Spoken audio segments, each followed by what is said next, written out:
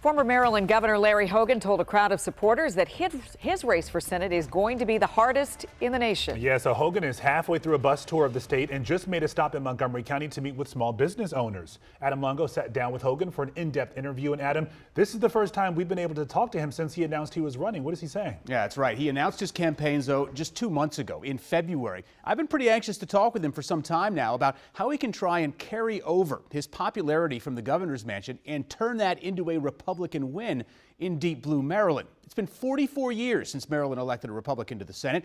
Now, the interview brought us to the Twin Valley Distillery in Rockville, the 30th or so stop on Hogan's bus tour through Maryland. He told the crowd he didn't have any ambition to be a senator, but after encouragement from both his wife and some national Republicans and a sense of frustration with partisan gridlock, chiefly that failed bipartisan immigration bill, that's when he got into the race. And he's running in an interesting lane as a big critic of both Biden and Trump.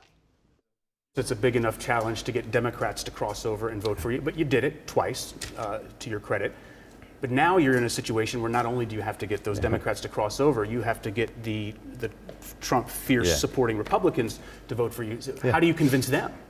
Yeah, well, I've always done very well with, so I got the same vote among Republicans that Donald Trump did. I've always had support from the conservative base, but I also added to that by winning almost all of the independents and a huge chunk of Democrats and having high approval numbers with black voters and suburban women. And this will, however, be the first time that both Larry Hogan and Donald Trump's name appear on a ballot together. And that fact does not bode well for Hogan. Consider this.